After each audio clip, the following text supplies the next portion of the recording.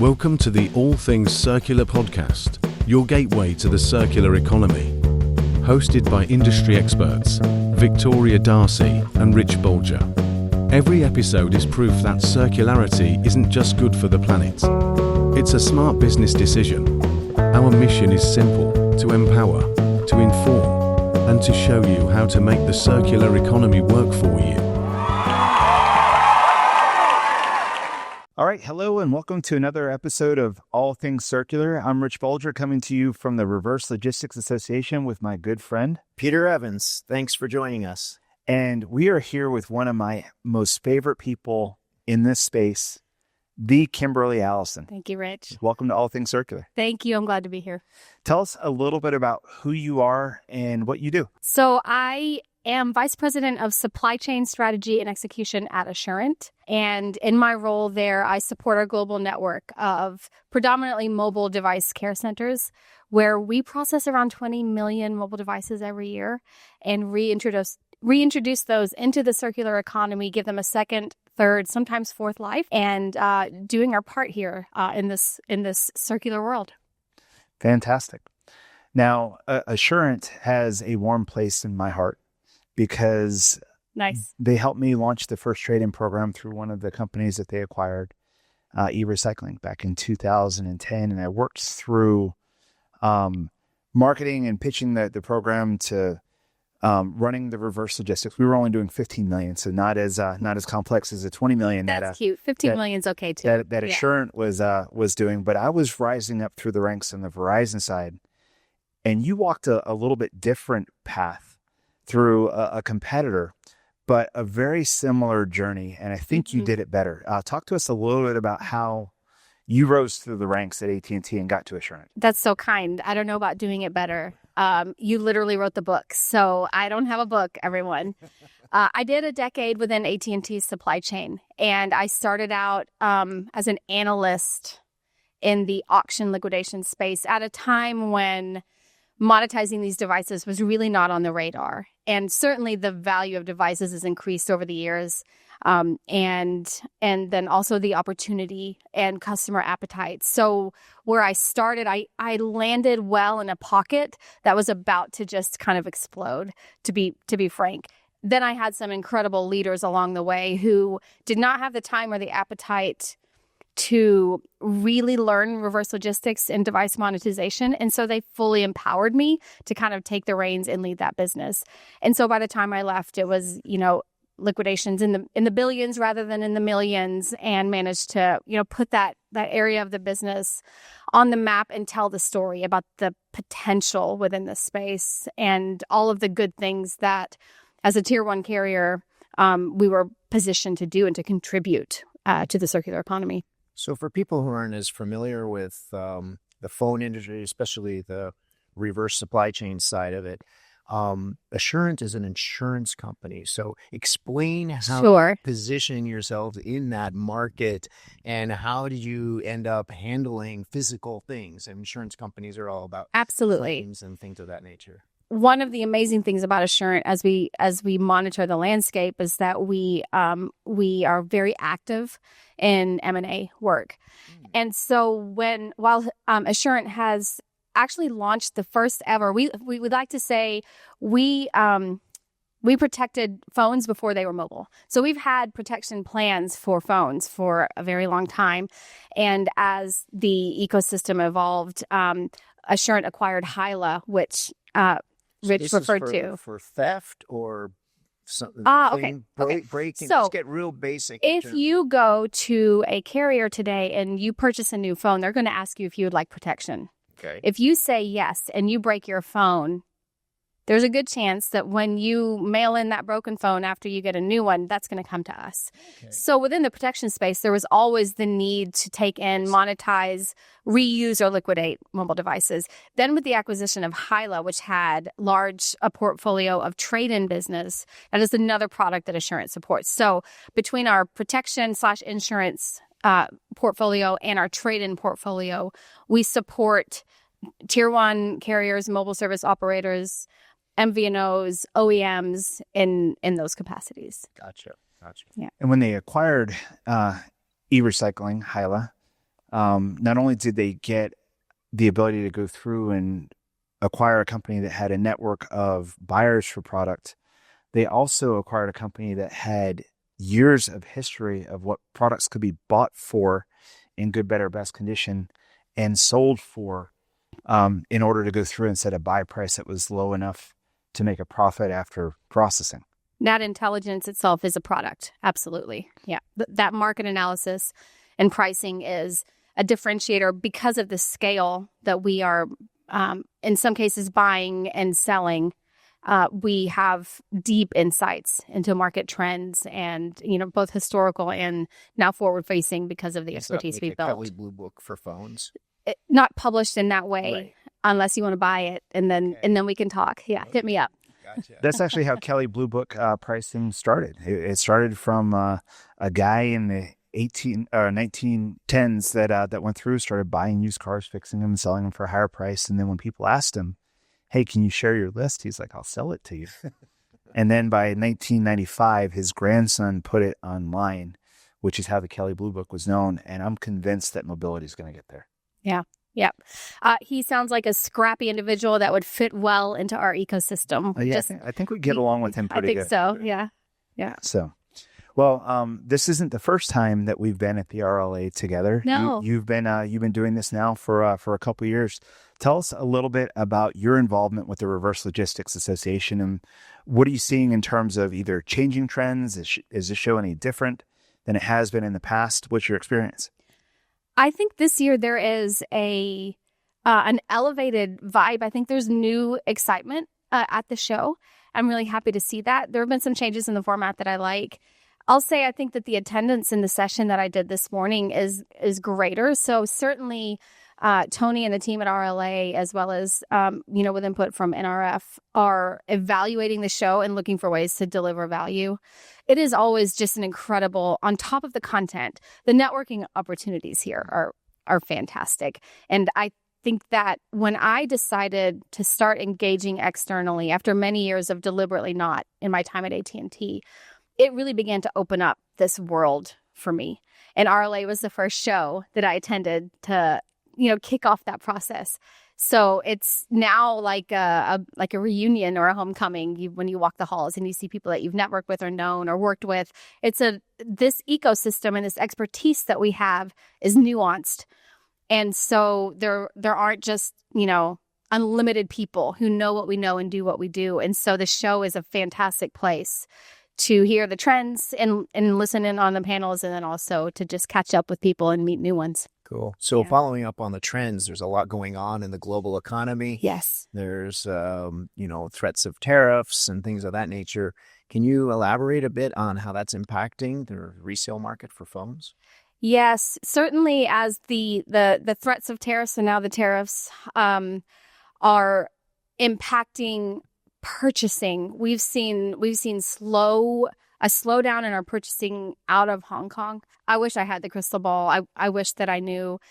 Sometimes you have to watch and find out how much things are going to be enforced before you understand how much they're going to impact you. So we're certainly monitoring a lot of those things, and also pressure testing our strategies in resiliency to find out, were we ready for this when it was coming, and prepared to pivot in strategy as needed. So are you seeing the opportunity or the need to maybe pivot to other markets that haven't been explored as much because China was such a huge consumer? We are always looking to expand into other markets. The game here is when prices begin to soften because of the uncertainty. Do you sell? Do you hold? And do you wait it out, or do you cut and run? And so Assurant has a lot of infrastructure around our sales team to help support those decisions. And it's nuanced, and it could be on a client basis. Mm-hmm. It could be on, it depends who owns the assets that we're selling, because some we own and some we liquidate on behalf of our clients. So that becomes just a play on the partnership, right? And decision-making is often done together with our clients. And just for the audience, can you explain a little bit about how buyers buy from you? Do you do auctions? Do you do list pricing? Do you do retail, wholesale? Yes. Kind of where do you fit? someday you need to bring my peer, Karen McElhaney, onto this podcast too. Everyone loves Yes. Karen McElhaney. Yes. Okay. She's an OG in this space, and she runs our asset value recovery organization. And it is a nuanced and a multifaceted program, as it should be. So we shy away from being too locked into any one downstream sales channel. So we've diversified to the extent that we could up to this point, and then we have aggressive plans to continue doing that. Our workhorse, I would say, for U.S. volume is a platform that is made available to buyers, and It's kind of an auction style. yeah, I would say it's a differentiator for us. Our format allows buyers to bid on inventory in real time to offer bespoke lots. If you want one of this and two of that and three of those, you can bid on those. If your price is accepted, we will drop it on an order for you after you pay. Or there are auctions that we run. We have found that there's a nuance to the balance between maximizing price, maximizing velocity, what the client is looking for, and which channel we use. So stock list is where you can kind of just purchase a bespoke cart. We also offer auctions. We do pre-sales and POs with buyers for inventory that they know they're going to need and they're willing to lock in a price for. And then we also are active in the e-com space through partnerships for product that's ready for a consumer. It doesn't need to change hands and margin between multiple hands before we can just get it to the consumer. Correct. Yeah. Yeah. Wow. Sounds complicated. I'm telling you, need Karen. Yes. Yeah. I don't want to steal Karen's thunder. Yeah. So here at the RLA, we've had the pleasure of seeing a whole bunch of great panels and discussions, and you were just coming off the stage Yes. of a panel yourself. For those listeners who weren't here to listen to you speak, which is always great. Thanks, Rich. What did they miss? They missed a really dynamic discussion around the optimized workforce for reverse logistics. And I know that if you were sitting next to someone at a restaurant or a bar and you heard that topic, it wouldn't sound thrilling. But the whole thing is, if you know this world and you know kind of the DNA that is people in RL and this dynamic state, you know that that's a really fun topic. And I think a lot of what we covered was certainly trends in technology, automation and AI should be filtering in to so much of what we do and accelerating our efficiencies. But still at the core within this world are thinking, breathing, living people who are, like I said earlier, they're just a little scrappier than maybe what our peers in the forward logistics space are. I always throw shade at my forward colleagues in good fun. But there's a willingness to embrace change and uncertainty and to tackle problems within the reverse logistics community that is, I don't find other places. And if you don't love it, you tend to leave. But if you love it, you never leave. And so I think, again, with this show, it's just a bunch of people that we can't get out. We want to be here. We want to keep solving these problems. So where do you find those people? I mean, as Rich has pointed out many times, there's not actually academic programs that you can see, oh, well, they took, a master's course in reverse logistics. So where do you find these people? Are you like poaching them from competitors or like AT&T, or do you perhaps? have to grow them through the ranks of your organization? Yes, without a doubt. You hear that this is a small world. And, when I first heard of Rich, he was at Verizon, I was at AT&T. We weren't really allowed to talk to each other. And we live 15 miles from each other. Yeah, yeah. But I'll say it's a small ecosystem and people tend to move around. So there is a good bit of that. Okay. And my colleagues in RL should see that as a differentiator for them. If you can succeed in this world, first of all, you can do probably anything anywhere, but also your resume will get bumped to the top of the pile for those who don't. I think the other thing that I know that Assurant does, I certainly do when I'm hiring, sometimes you have to look for soft skills. The example I gave in the panel was I could get a resume I just hired a director of planning. I got a lot of incredible resumes for planners, and very few of them actually had reverse planning experience. Makes sense. And there's so much nuance to reverse Right. that you have to dig in on the soft skills and really understand and explain this type of environment and find out if people want to work in it and want to thrive in it. Planners especially like to plan. So that's a really unique combination in that case. And I found the perfect person. I'm very excited. Sometimes it is a combination of like just based on the soft skills and the culture, can you bring them in? Do they want to dive in and learn? And then other times, certainly with training and then just kind of cross-pollination, I guess you could say, throughout the industry. I don't know if you would add anything to that. No, it's really hard to go through and find people that have this experience. But you mentioned the puzzles and the problems that come along with reverse logistics. So you almost have to back into asking qualifying questions that find out. Tell me about a challenge that you had overcome, and you're looking for out of the box thinkers that have proven that they can go through and make something out of nothing with non-instructions. That's it. Out of box thinkers also who are willing to take a problem as their own and run with it rather than saying, I would wait for this solution. I would try to get this from that person or, That's not my job. It's just not going to work. Right. And they could be very successful in other roles, but just not here. Well, it sounds like the playbook hasn't been written. So part of the job is writing the playbook, right?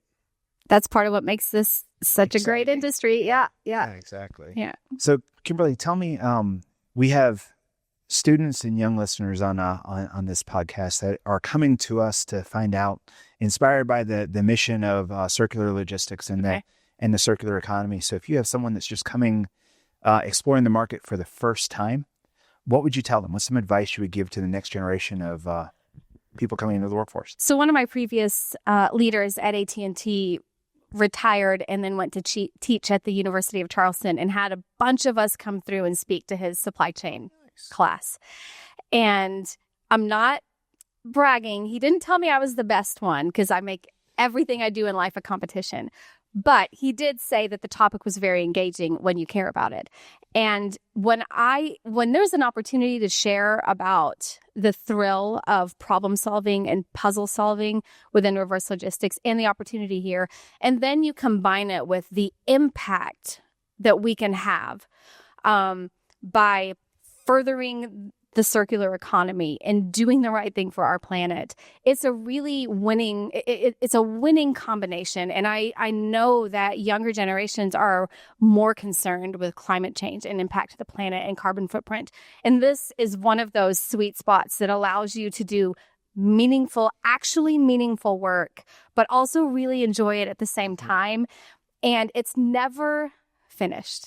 Yeah. Every day there's a new problem to solve or issue globally or locally to react to that, makes you more resilient. Yeah. So on that front, one problem I'm interested in your thoughts on, which is a big one for the industry, is there are more than 10 billion phones, according to the GSMA, that actually are dormant and are not getting into the systems that you run. Do you have any thoughts on how to address this problem of not getting the flows through the system that the system can now manage and handle? The phones in the drawers. We all talk about them. Phones in the drawers. I don't think I've heard it yet, but I haven't been in that many panels this year. But the move is on, right, to get the phones out of the drawers. The reality is that it's an investment. It's going to take investment on the part of interested parties because the back-end liquidation value of the phones in the drawers is in many cases not the same as it is for a trade-in or an insurance. So I believe it's going to be a combination of the dead. I mean, there's certainly value. I mean,